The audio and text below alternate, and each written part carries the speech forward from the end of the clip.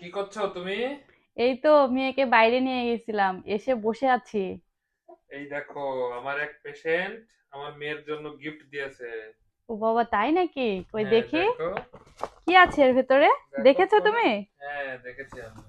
আচ্ছা, আমি দেখি তো। আচ্ছা, এর ভিতরে তো অনেকগুলো ড্রেস আছে, তো আমি একটা আগে দেখি কেমন হয়েছে। আচ্ছা, এই ওয়াও, ড্রেসটা অনেক দেখো, খুব সুন্দর। সুন্দর হয়েছে। হ্যাঁ। এটা পরলে তো আমার মেয়েকে খুবই সুন্দর লাগবে, একদম সাদা পরীর মতো লাগবে। সাথে একটা প্যান্ট আছে, দেখো।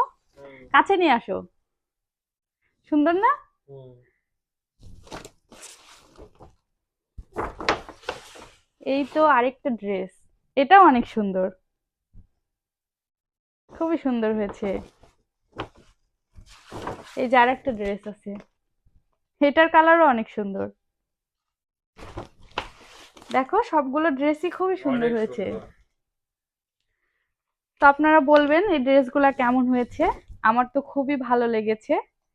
আসলে জার্মানিতেও যে রক্তের সম্পর্ক বা কোনো আত্মীয় না হয়েও এরকম করে গিফট দেয়, আমার আগে জানা ছিল না। যে দিয়েছে তাকে অনেক অনেক ধন্যবাদ। তো তুমি আমার মেয়ের হয়ে একটু তাকে থ্যাংক ইউ বলে দিও। অবশ্যই। কারণ আমি তো তার নামও জানি না, চিনিও না। তো আজকের মতো এখানে বিদায় নিচ্ছি, দেখা হবে অন্য কোনো ভিডিওতে।